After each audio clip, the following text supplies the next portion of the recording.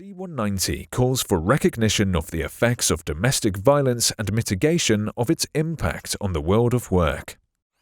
Measures may include leave for victims, flexible work arrangements, temporary protection against dismissal, inclusion of domestic violence in workplace risk assessments and awareness raising.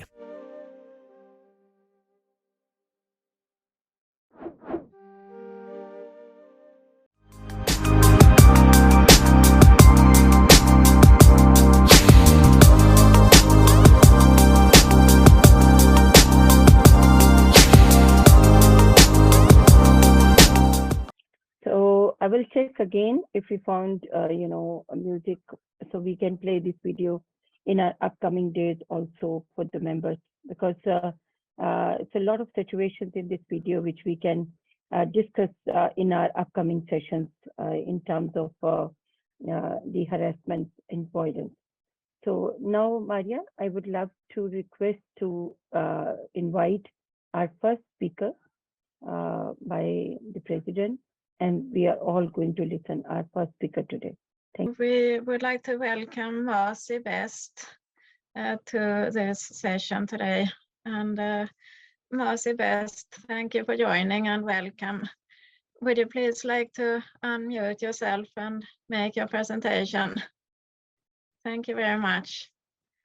So basically, talking on violence and prevention of violence, I would say that it's important to start from young children in the schools, for there to be in the curriculums in schools to educate young boys and women, because violence is not just on women, but it's also on men as well, to teach the prevention, because if we start from early age, and also the signs to look for, the signs to look out for violence, then we would prevent the violence in the first place. Because in my experience in counseling women who've gone through domestic violence, I was saying, I'm not sure how much you heard, so I was saying that if we start in schools working with the governments and local schools to implement prevention and teach young children the signs of violence, then you'd be able to stop it early.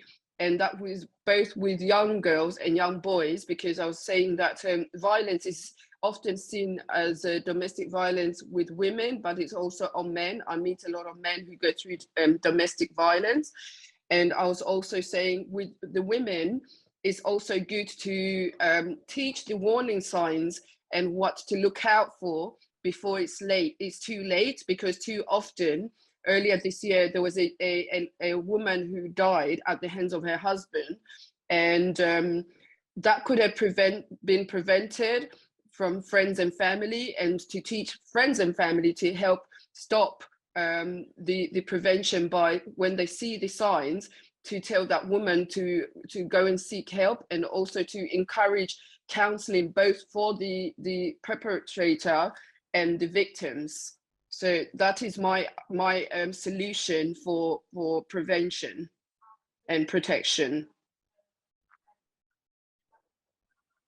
Okay. It is a very good start to talk about it and discuss it in schools, for example. And it is very important to notice these warning signs. So thank you very much for giving your speech today. And you're welcome, and thank you. And we hope to have you with us in this campaign during the 16 days. Thank you so much. Thank you. And our next speaker today is Rihanna Khan Parker. We are very happy to have you with us. Thank you very much. And of course, your team in law is very important to make this a reality with the ratification of C190. So thank you very much for joining, and welcome to give your speech. One and all, and I always feel that I'm on the bottom end of the world, sitting in Cape Town, South Africa. But thank you once again for having me on the platform. I thank you, especially Madam President Mariam Khan, the GWN and the network concerned, and the collaboration of bringing women together, and men for that matter, to talk about a very important topic. Yeah, when I was told that today, sorry, I could not make it yesterday. Unfortunately, it was end of the year staff celebrations in South Africa, and I could not be on the session yesterday, so I missed the opening session, and I'm not sure exactly what the content was that was discussed.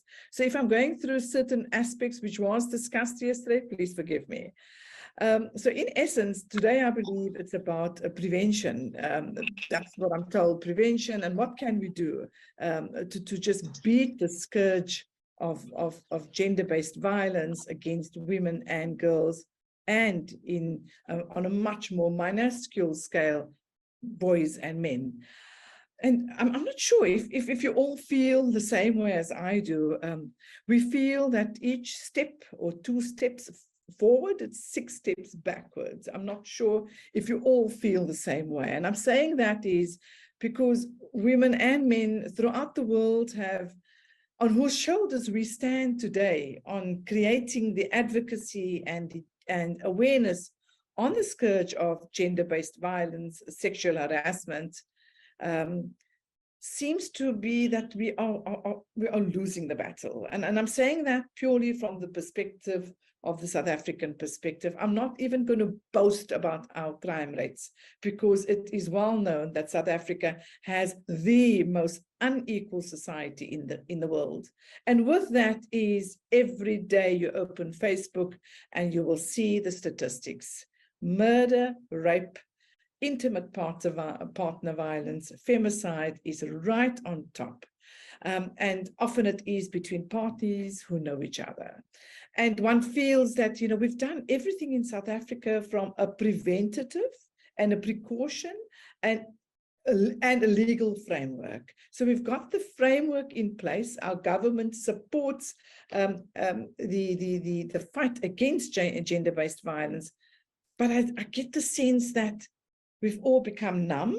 And why is it that with all this advocacy, with all this, the laws in place, why are we still losing ground? What are we doing wrong? What do we need to do more? Or do we need to change our strategy? So I sat back here last night when I got the theme of today, and I thought, now what would I say if I had to answer that question about pushing forward whilst we are trying to push back at the scourge which seems to overtake us?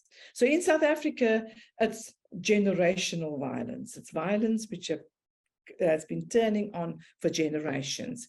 And our president, Mr. Cyril Ramaphosa, has said that by turning your eye the other way, you are complicit to that violence. But how do we stop it? So we've got the legislation in place. The government has even opened up the Thuthuzela care centers, and I will certainly put the spelling of that in the chat box when I'm done. And it's known here as TCC. And at present, it is at 61 hospitals throughout the country. And it's a multi-pronged approach, which is a one-stop shop where a victim who has been affected by a sexual offense can feel comfortable in a sensitized environment. So at these Thuthuzela care centers, you have the coming together of 3 arms of government. Number 1 would be the National Prosecuting Authority. That would be your prosecutors, those that would be obviously taking on the perpetrator if the perpetrator is found. And then secondly, it would be the judiciary, it would be the court system. And then thirdly, in fact, there's 4. And then thirdly, it would be the South African Police Services. Because without the police services and without the prosecuting authority and without the judiciary or the magistracy, it's not going to work. And then there's a 4th important ingredient, which I think that women always talk about, and that is the secondary victimization of, when they go and report their matter to the police station, or they go to the hospital, which is often the first port of call because she might be bleeding, or the family rushes her in, she might be dying. Then there is what the question is, you know, what has happened to you? And when she mentions anything regarding an offense of a sexual nature, often there is that secondary victimization. Now, we all know what we're talking about. It's the blame you, blame her, but don't blame the man situation. So the fourth arm really of having that multi-pronged approach is the Department of Social Development. It's a ministry, entire ministry in South Africa. And they then provide the necessary social work and counseling services. And it's important to know how they go about it. So when a victim comes in to a center, to Tuzela Care Center, which will be the first port of call, they have people stationed at that center who are sensitized to be able to respond to her correctly, so that she doesn't feel that, you know, she is now she in fact is the cause of the harassment. So that is what South Africa has. And despite its, I think it's 61, could be 62 centers today throughout the country, we still see the crime statistics still sitting so high. So we are hoping that we can only but continue with advocacy, because we cannot simply sit back and do nothing. Because to do that, we are paying an injustice to the women and men that have been the trailblazers in championing the cause of advocacy against women affected and men affected. Now I say and men, and I say so for one reason, because, and I think the previous speaker, Ms. Best, touched on it, that you cannot have this discussion without boys. Because, and I start off with boys, because boys mimic what happens in the home. So we need to get that message across, that we need the male allies.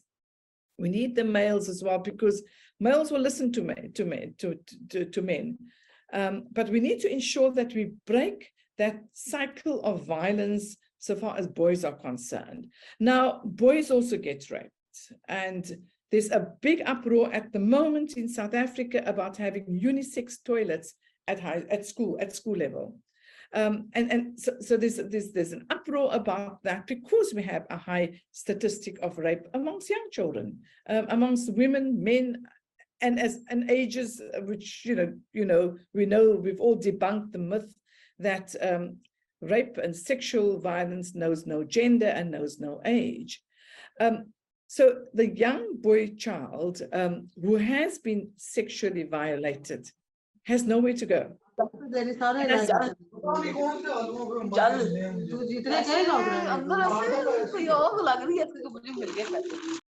And I say so that boy child has nowhere to go, because firstly, it has to do with his masculinity.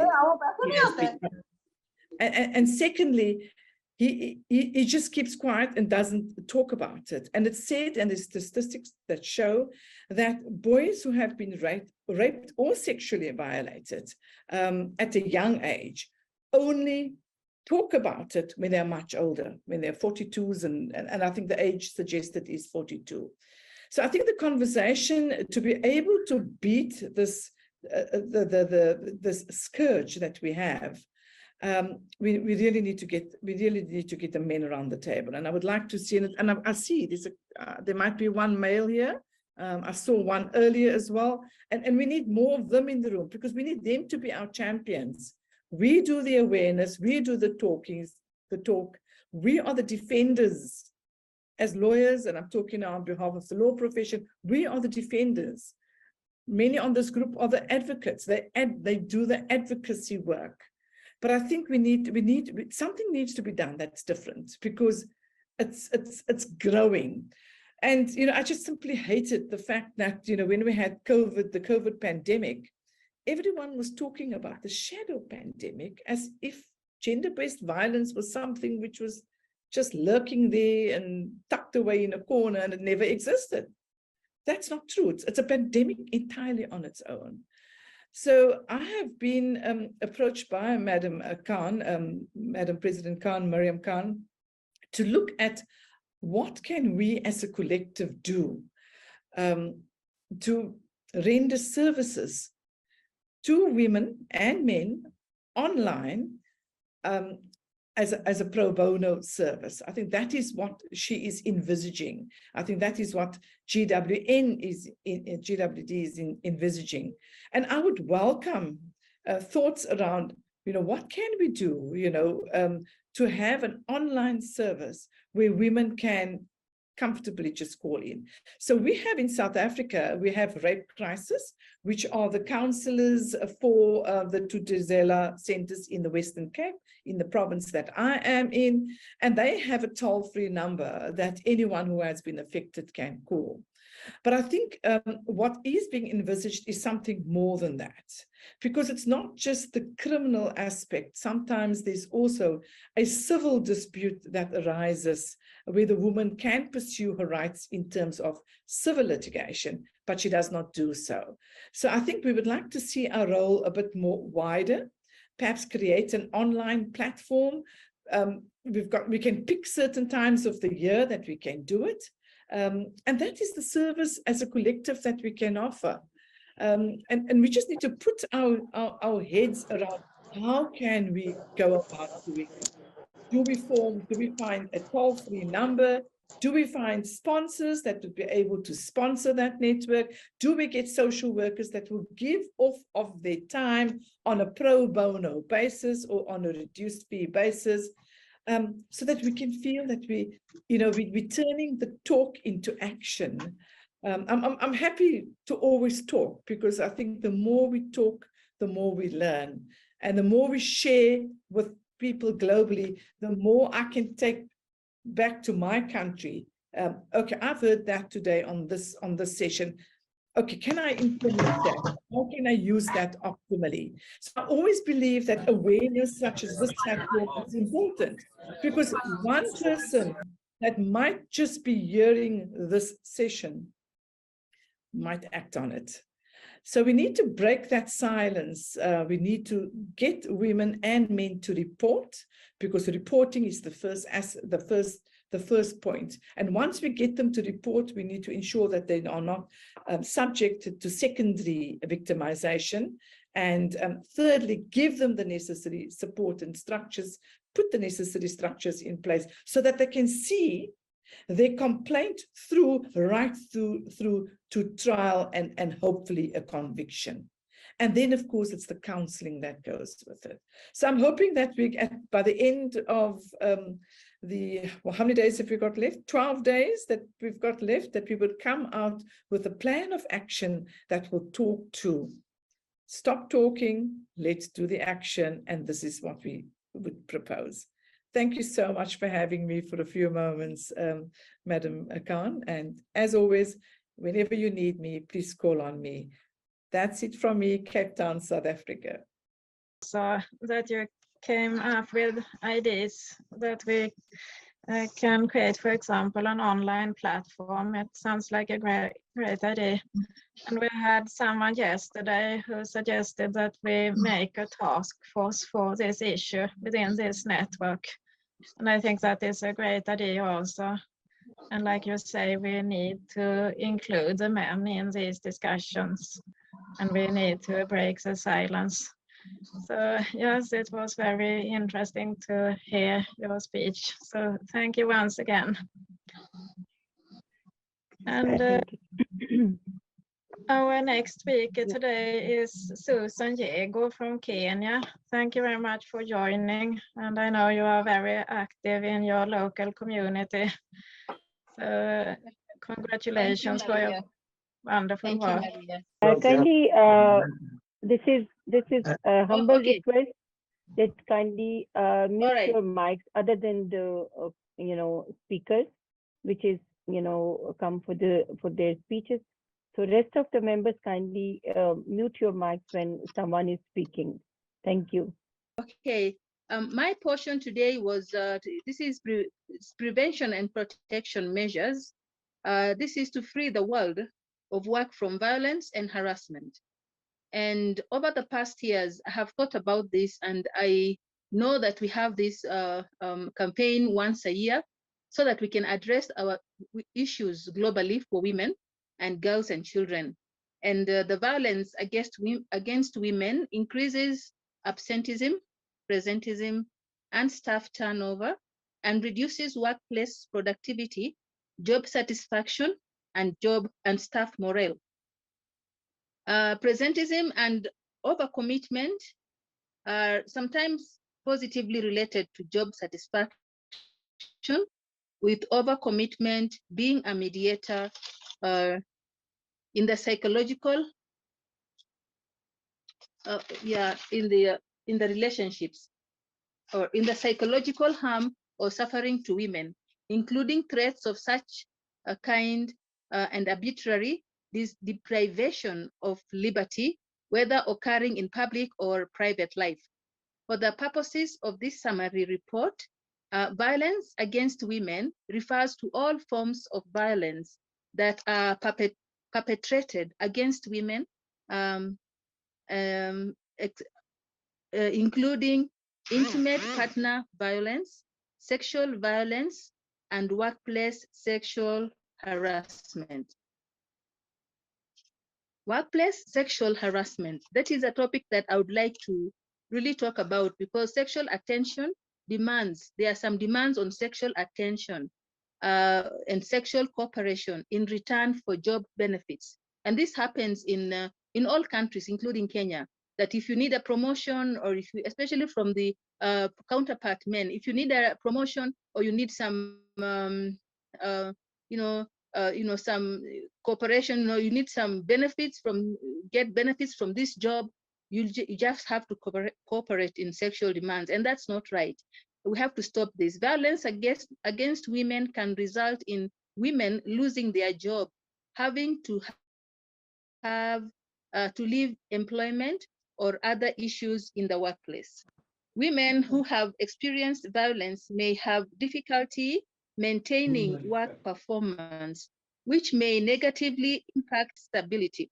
To continue with studies, or but because of that embarrassment and violence against their rights, they don't progress. So violence against women is associated with a range of adverse impacts on organizations. Violence against women increases staff turnover, absenteeism, and an employee's time away from work. Absenteeism means an employee's time away from work due to illness or other causes.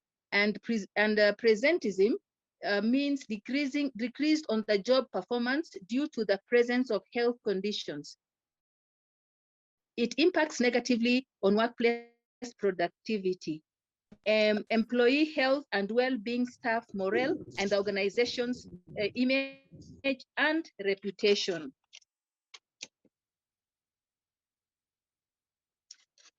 Sexual behaviors are also, they take place in places of work, and they occur on the context that could reasonably be expected to make a person feel offended, humiliated, or intimidated. It includes behaviors that occur in a physical workplace, as well as in situations associated with employment, for example, at social functions, conferences, or in off-site work locations. For example, in some places where staff are told to go for work outside their working zone, and they are grouped, and maybe they are also there's also accommodation prepared for them. And when they go to work and it's in the evening, they're supposed to go and board, they get sexual harassment, because if they are out of their workplace, they have gone out maybe in the field to another place, and now they are free, away from their family, away from home, and they are so free. And when they are given, it's time for taking dinner together as staff, they are given dinner, and after that they are told to socialize and then go to socialize, because they work together. And that also can also affect a woman's performance in their workplace. Okay, so workplace sexual harassment includes sexual hostility and unwanted relationships. These relationships are moderated by work Yeah, they are moderated by work. Now, we have some impacts of violence against women. Violence against women, the definitions here we've talked about are prevalences. Violence against women is defined by the United Nations or any act of gender-based violence that results in or is likely to result in physical or sexual abuse. Now, I wouldn't want to take so much time because I know we have others also to make their presentation, but we have ways to stop this. And this does not only happen to women, it also happens to men. There are times when we hear that women have been raped, even men are sometimes raped by women. And even older women can rape younger men or younger boys, and that is still sexual harassment. And we have to stop this because we can't really be biased and say it's only women who are going through or suffering sexual embarrassment and harassment. So these are some of the things that we observe in everyday life, and we have to find ways of stopping them. And if you come across maybe older men or older women wanting to have sexual with the younger, let's say you're older women wanting to have relationships with younger men, almost double their age, it is good to report, to report such incidences so that those men or those boys don't go through such harassment. Thank you so much for this time, Ma'am Mariam, and also Maria Vaneke for giving me this time to speak, and I appreciate you all so much. Thank you. It is great that you raise this issue of violence and harassment at workplaces, because this is also much what this campaign Ratify C190 is about. And you have raised very many important issues, definitely. So thank you very much. And I would like to ask Mariam Khan to describe the next part of this session. So we are giving, we are going to share one situation with all our available participants. This is a 3 to 5 minute exercise. All of you can think, or we can write down in the chat box, or even you can send in the messages. Kindly mute yourself, please. Abraham, kindly mute yourself.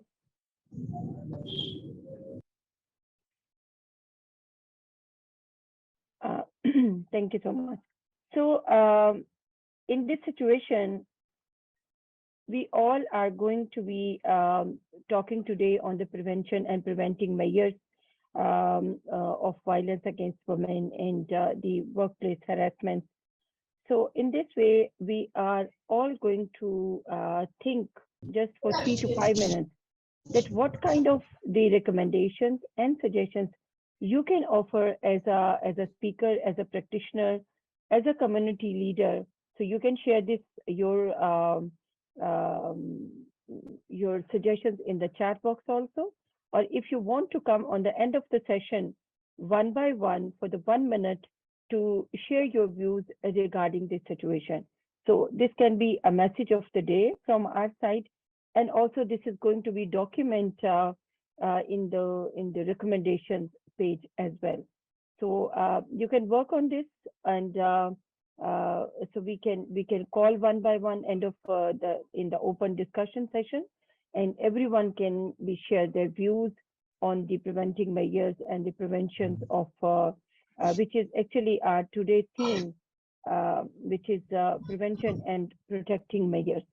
So this can be a message of the day also, which the powerful statement can be shared as a message of the day and also part of the recommendation as well. So thank you so much. And Maria, this is over to you for the next speaker, please. We have, for example, Dorothy Akende. Welcome and thank you very much for joining. Would you please like to introduce yourself and make your brief comment about this? Any recommendation for our action plan in the future? Star Lady, welcome and thank you very much for joining. Thank you. Thank you. Would you like to make a short comment on today's topic? Okay. Greetings, everyone. Greeting my loving Lilian. I am so happy about this particular topic on the violence against women and the solution to that. To be frank, women has been passing a lot of violence, but we women, we normally keep quiet because a lot of us doesn't want to lose our homes, and the society is not doing anything about that. So I am so happy when one of our sisters said that we're supposed to have platforms, but I am suggesting that the platform we have to put everybody that matters in the society, as far as the person is women, lawyers, police women, all the people that is holding power in the world. We're supposed to come together and they fight all this, because we cannot keep quiet and see women being tortured like animals. A lot of women have been passing a lot of traumas, especially in their homes. A lot of children are also, they are watching their parents fighting every blessed day, but they can't do anything. We, the women that have organized ourselves, that we want to fight for it. I am pleading to everyone here.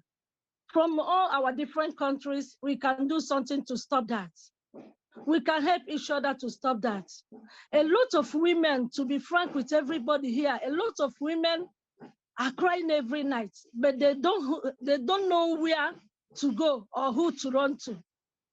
But if we can be the hope of these people today, if we can be there in the middle, in the gap, to make sure that this violence stop in the world, I think we can achieve that. If we want to achieve that, we can achieve that.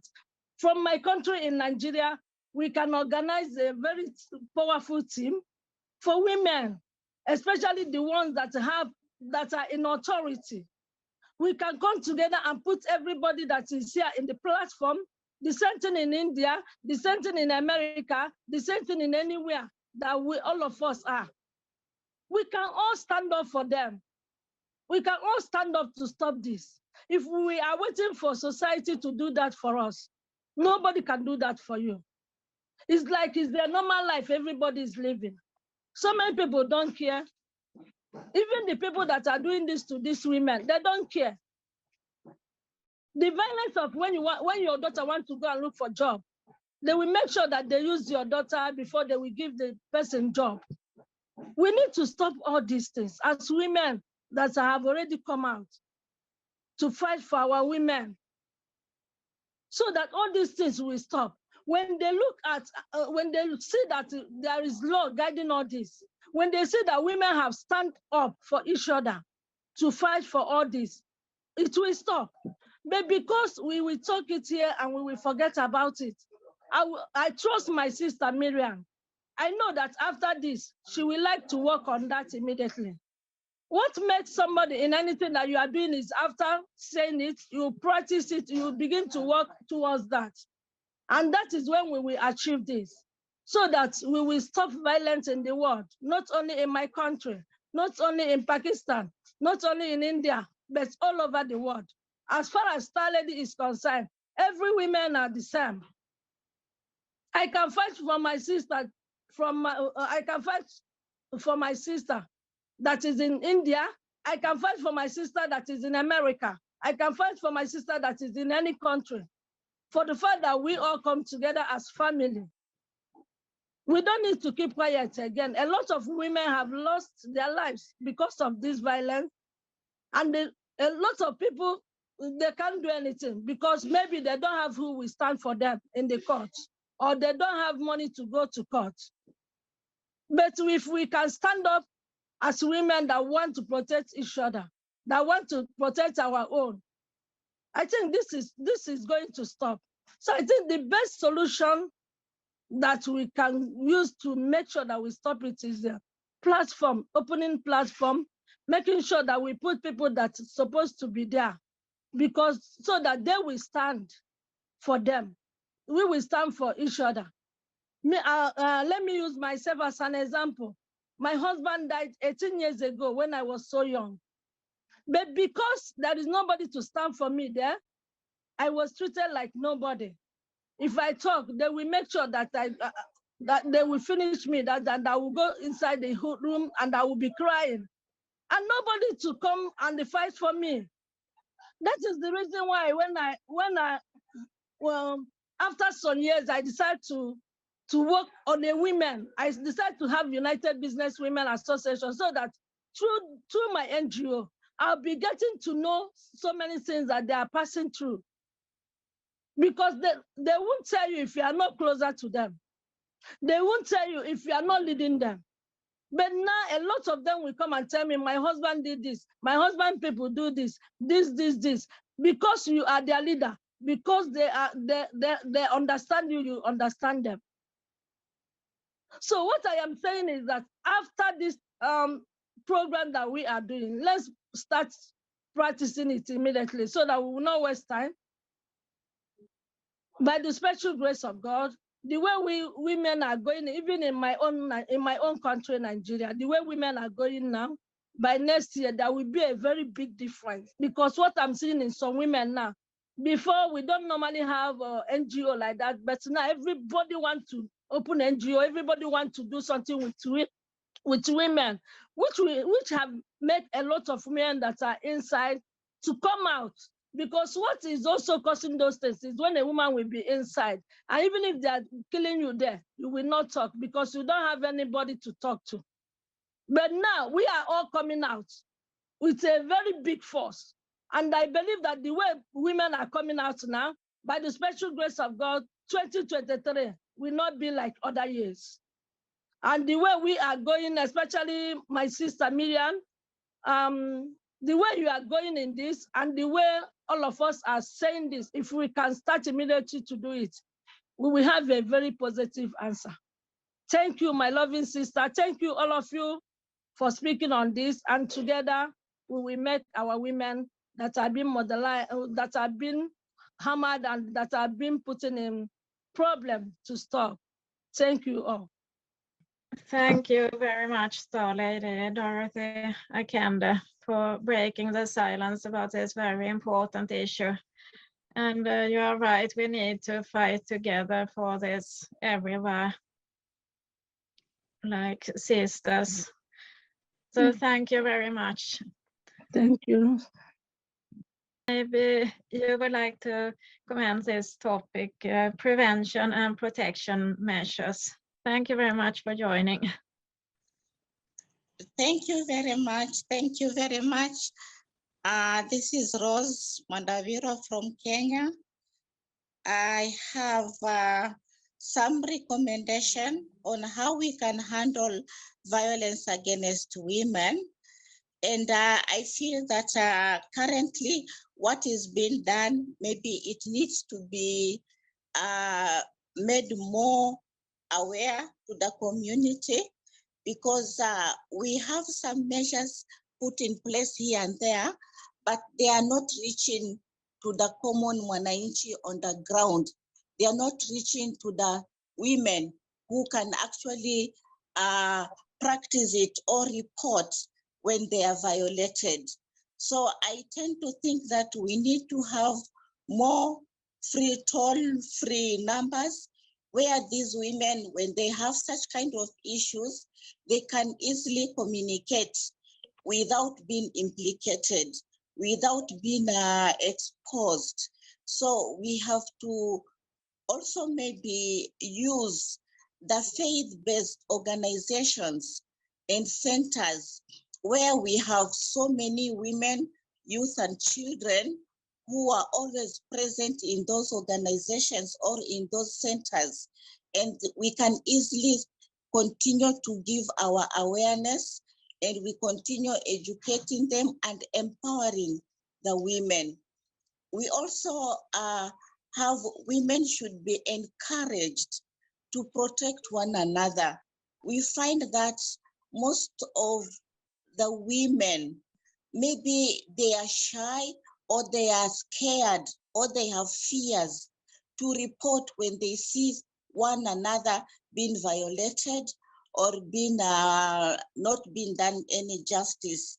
So we should be at the forefront. We should be at the leading desks, whereby if you find that your fellow woman or a youth or a child is being violated, you can pick it up and actually report using the free toll charge numbers. I think those are the recommendations I would have at the moment, and I'll be presenting soon, so I'll put more on that. Thank you so much. Thank you so much. And Ma'am Rehana, kindly unmute yourself. Thank you. Thank you. Let me just lower my hand before I speak. I will be leaving the chat soon, but I thought I didn't want to leave without making this last point, and that is the pandemic, climate change, famine, hunger, and war has definitely made the world less safe. And that is primarily because women are not empowered financially. And I've just read on the chat by Astrid, who had made mention about that power in the workplace of a director versus a young employee. And we know exactly the power dynamics in the workplace about women. If they want the job, they need to do certain tasks to get that job. And for me, it is about empowering a woman and giving her socio-economic rights. And I think part of the problem of not reporting is because the woman is trapped with this financial partner that needs to put the money and the food on the table at the end of the month. So I think something needs to be done about ensuring that we create women to be entrepreneurs, create the socioeconomic empowerment of women. I think that is perhaps going to be one way where you can unlock this silence of women just casting a blind eye each time a child reports to her that the own grandfather has molested her. And that I think what we can do as an immediate action is that we can ensure that we vote women into key positions, in key leadership positions. And one sees that, I mean, looking at that, at Astrid's comment again about the director, I assume he was a male man, to get more women in powerful positions, they get more women into those top management positions. And I think in that way, if we're going to start turning the power of economics into the hands of women, I think it will be a huge step in shifting this change, because often it is women just are stuck in a financial situation. They're not going to report on their husband abusing the lady in the shack next door because he's the one that's bringing home the bread.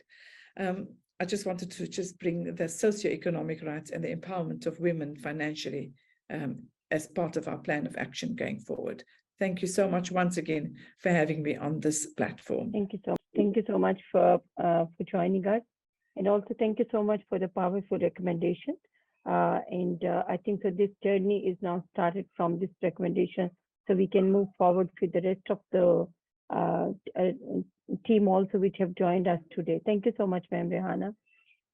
Maria, I think so we can open our forum now. And we have already given the situation and the tasks to all available members. So now I think so you allow one by one to call or invite a person by you, and they can come for 1 minute discussion or 1 or 2 minutes discussion on the set topic and the preventing measures of violence against women. So along with this statement, they can also pass on their statements as a recommendations also. So these two things we can open, the forum for everyone. Thank you so much. And maybe we can do like this, that you raise your hand to give your 1 minute speech and comment on today's topic, prevention and protection measures. Yes, greetings, Dr. Khan, and greetings, Maria, and other stakeholders on the platform. Yes, I will have to say this. As a stakeholder for Women Empowerment in Nigeria and the founder of the African Coaches League, I must commend the coordinators of this brilliant initiative, which is for the empowerment of women. Yes, the narrative is similar in different parts of the world, especially in Africa and the Middle East. This is because our women needs to be empowered. And I joined this bandwagon as a respecter of the women. And at the same time, the men, because I remember what Rihanna Khan said, it is like a symbiotic relationship. We can't achieve this without the men. The women have a role to play, and then the men have a role to play, just to balance it. This is because the men are also victimized in this situation. So I am here to contribute my own quota to see that we achieve impact, for the sustainable solution for the women and as well the men, but the women first. Thank you for having me. Have you with us, and we hope that you will continue to join this 16 days of activism so we can find solutions together for this very important issue. So thank you. You're welcome. Thank you. Dr. Khan, and apologies for my late joining. I think that as women business owners, we should encourage all of our women staff to have an extra savings account and to have investments outside of the joint accounts with their husbands, so that they have independence, they can make decisions, and there must be education around savings and investment and being able to access opportunities, because the more women are economically empowered, the easier it is for them to walk away from difficult situations. So as part of our staff wellness, it's important to emphasize that, because we hold the power to make a difference.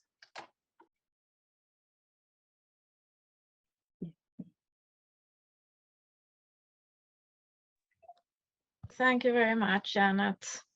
It is very important to raise this financial issue also. And thank you for all your comments also in the chat box. Abraham Kava, thank you for joining. And would you like to give a brief comment of this topic today, prevention and protection measures? To everyone, I'm very sorry for the network connectivity because it was really heavy. I just want to pressure on what one of our members were saying. When it comes to women empowerment, Liberia is one of the countries that is facing a lot of problems because women are not given a voice in public area. Yeah, so I think they need empowerment also. Yeah. Thank you. Thank you very much, and thank you for starting your activities in Liberia already. It is great that you are with us, so thank you very much, and we hope that you will continue to join this 16 days of activism campaign. Astrid, you spoke yesterday and you have written comments here in the chat box, but would you please like to give a brief comment on today's topic, prevention and protection? Prevention and protection. Ambassador Maria, how are you? Thanks everyone, it's so great to be here. Thank you, President Khan.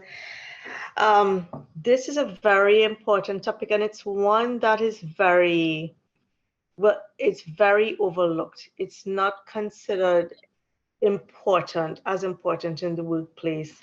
I can tell you, I agree with Janet, because if I did not make myself as a very prominent, well-known person, and if I did not have what, in terms of financial wherewithal to be able to walk away from bad situations in my life, I have been faced with sexual harassment. I've been faced with situations, right? That because I had the wherewithal to be able to fight back or anything like that. And most women, a lot of women don't have that. So that's one. This is a very important topic that is overlooked. Two, if you want to focus very much just on the workplace, not really domestic violence, but on sexual harassment in the workplace, we have to understand that even up to the 1970s, women accepted sexual harassment as a part of the workplace, as something that just happened in the workplace, right? Again, like the job is something you had to do to be able to get by, to get promoted. And so you find that older women in the workplace do not consider, and when I mean older, so like say we're in 2022, women who are 60 and above have very different opinions in the workplace, and I'm speaking strictly for the US, than women who are 40 and younger. Because women who are 40 and younger, you find we don't accept any form of sexual harassment. We would be outspoken, and women who tend to be like maybe 55 and older would be like, well, we went through, this is just something you had to go through. This is something you accept, this was just something that's part of the workplace. So you, even within the gender, you have a conflict of what to accept as harassment or not in the workplace. And it's something I faced, because in that example that I gave that happened last year, after the restraining order was up on the male director, one of our top female executive management gave a recommendation to him to get a job elsewhere. Female. She was, even though we all knew he got fired for sexual harassment. So this is complex. It's not within women, within our own sector, within the workplace. You have women supporting sexual harassment because it's been culturally accepted up to the 1970s, 1980s, right? You have an age disparity, a generational disparity, and that makes it even more complicated to have to deal with. I have learned by experience. So just that's just my 2 cents to add on as well, but this is no matter what, this is a very important topic.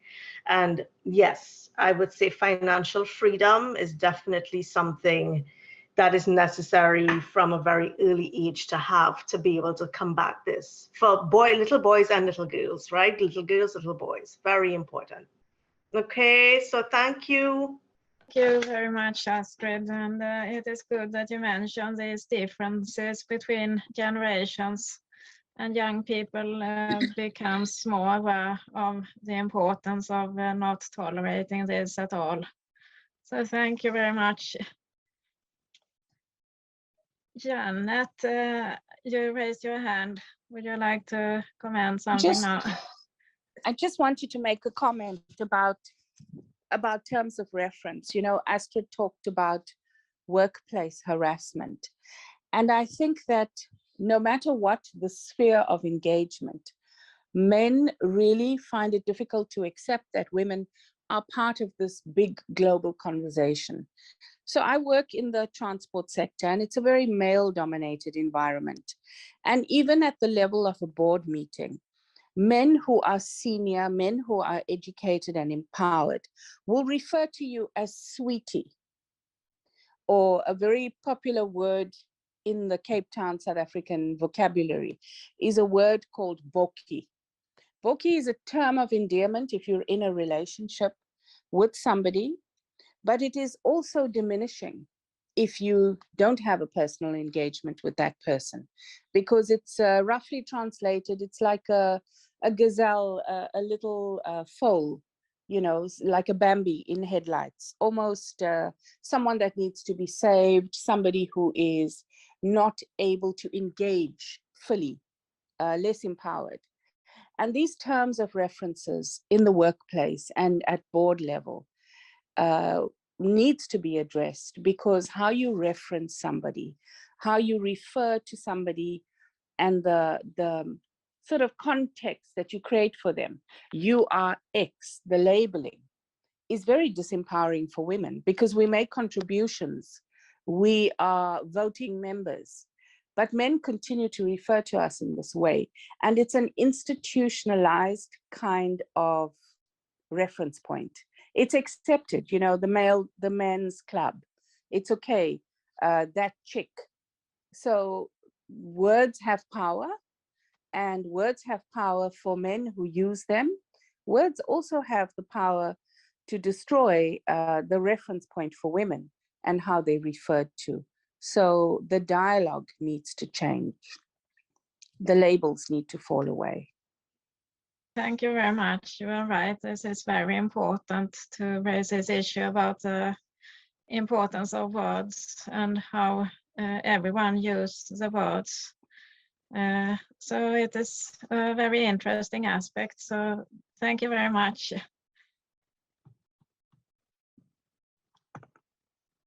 Laura, would you like to give a comment on today's topic? Here the important speech, and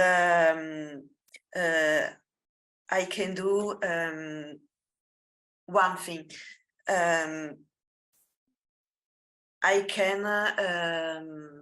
can produce this important episode on your testimonial, on your experience, all women experience, and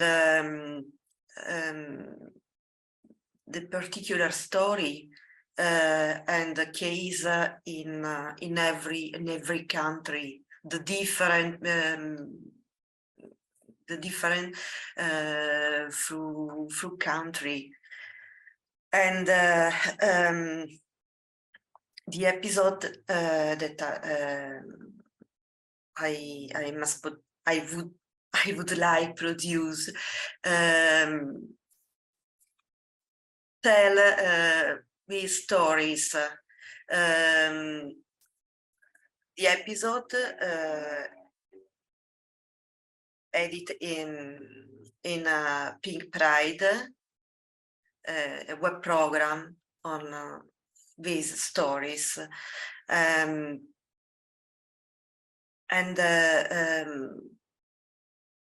for this moment, I can stop, but perhaps tomorrow I tell you the situation in Italy. Thank you very much. And it is great to hear about this Pink Pride. It will be interesting to know more about this also. So we are happy to have this initiative in this campaign also. So thank you very much. We have with us also today again Abdul Munia-Messadi, who is in charge of external affairs within Alliance for Humanity. Thank you very much for joining, Abdul. Today's topic is prevention and protection measures. So we wonder if you would like to give a short comment on that topic. Yes, okay, yes, protection, yes, it's important and the crucial pillar and element actually of preventing and confronting violence against women. So we need law enforcement. The first thing, actually, the Constitution must be a source of support and assistance in every state and in every country. There must be articulation of law which actually insists on the government and the state and all entities and the individual to protect women by law. This is important. This will could be in the framework of regional policy and the international policy. At the same thing, we need a media. Media should be independent and accountable. to promote such cases and actually to be support of judiciary, those of CISOs. So I thank the lady from Business TV from Italy for this initiative. So I think we are in the same page. We agree with her actually, and we are open to share any material concerning actually to further progress to make this campaign more progress. Thank you.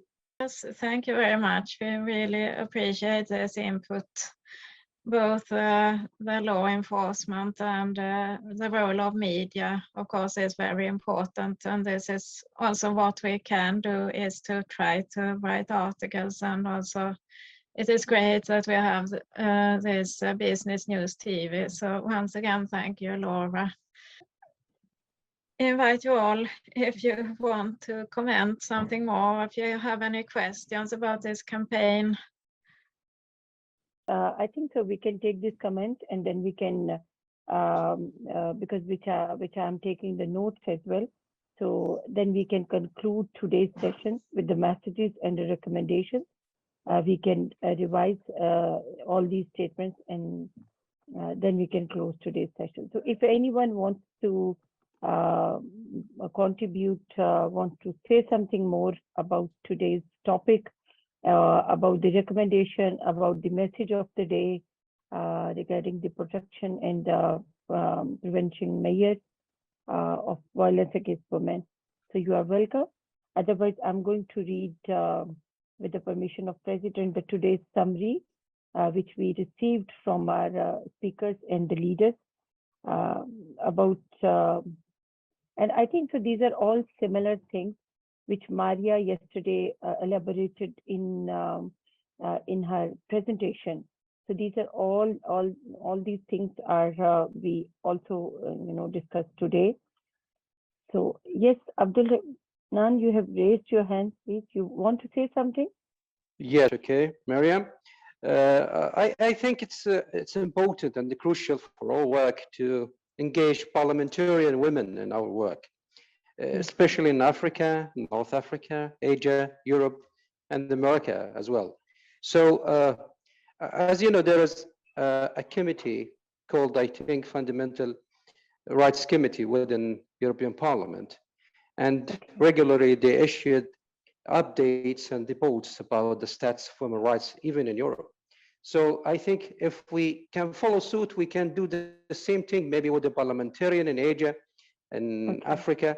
It could be, I think, a source of assistance, more support for our work. This is my suggestion. I don't know how actually we can develop this idea to be more practical. Thank you. Exactly. I think so this can be a very, very powerful step, because we have also very good network here in Pakistan as well with the parliamentarians, especially the women. So we can create a synergy with them, and they are all ready to support such kind of initiatives as well, because now the political situation among women is also very much, you can say, the moderated. So the women, highly educated woman is not the parliamentarian here in Pakistan as well. So we can easily take them on board and engage them to make something tangible in terms of specifically this topic. So yes, we can do this. We develop actually this idea to be more practical actually. I think we need a kind of set up a body or committee to reach out these parliamentarians. So what do you think? Now, but they sit in just to listen us. So we can definitely invite them as a team, and we can make a separate team to work specifically on this initiative. So yes, we can do this, and we have a great footprint towards the government and the parliamentarians and such kind of governing bodies we can engage in this initiative. Thank you so much, sir. So Maria, should I repeat today's summary of our all sessions and the recommendations and the points which we have received from the members, which is very, very, you can say, the close to the core principles of this campaign and core principles of the presentation which you elaborated yesterday, which is the respect, promote and realize the right of everyone to a world of work free from violence and harassment. So I think so today, mostly the speakers have raised this issue that we must focus on promoting respect for the women on the workplace. So this can be a one point, one key message for today's from today's session. Second is adopt an exclusive, integrated, and gender-responsive approach, which we have currently discussed among each other, that we need a gender-responsive approach in which not only women, we can also engage a lot of good men also, which are already supporting us in our various initiatives, starting from even our small businesses or agriculture or health and so many other platforms or sectors, they are with us, so we can engage them as well. So recognize different and complementary roles and functions of government, employers, and workers with a varying nature and extent of the responsibility. So again, similar thing which Sir Abdul Minan is already discussed. So respect, promote and realize the fundamental principles and rights at work and promote decent work. So this is also part of the core principle, and this is luckily this is part of our speeches also today by the speakers, that we are promoting the decent work for all. We are promoting the respect for the women, and we are promoting the fundamental principles and rights at workplaces where women feel safer. And not only women, every single person can be feel safer during their work. So the last is ensure right to equality and non-discrimination, including of women workers, as well as for vulnerable groups, for groups in situations or vulnerability, disappropriate, affected by violence and harassment in the world of work. So these are the key points for from today's session. And the last, which Madam Rehana Khan Parker shared, that we must focus on the economic empowerment also for the women, which is, I think, one of the key steps to save women from the violence, especially at the domestic level. We can make them safer when we make them, eligible or able to be part in their small businesses. They can earn something. They can, feed their families. They can be a supportive for their husbands also. So I think that in this way they can be more safer, other than they, doing, nothing for the families. So this is one of the part also, and also the Janet raised also the economic empowerment topic. So I think so. This summary is all over from the experts and the speakers today.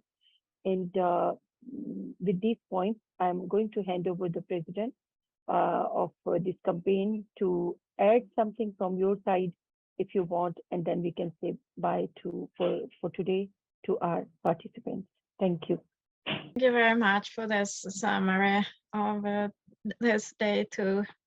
And yes, I would like to thank you all for joining. And I think it was a great discussion today also, with recommendations for future action. So this is what we need to make a difference in this issue.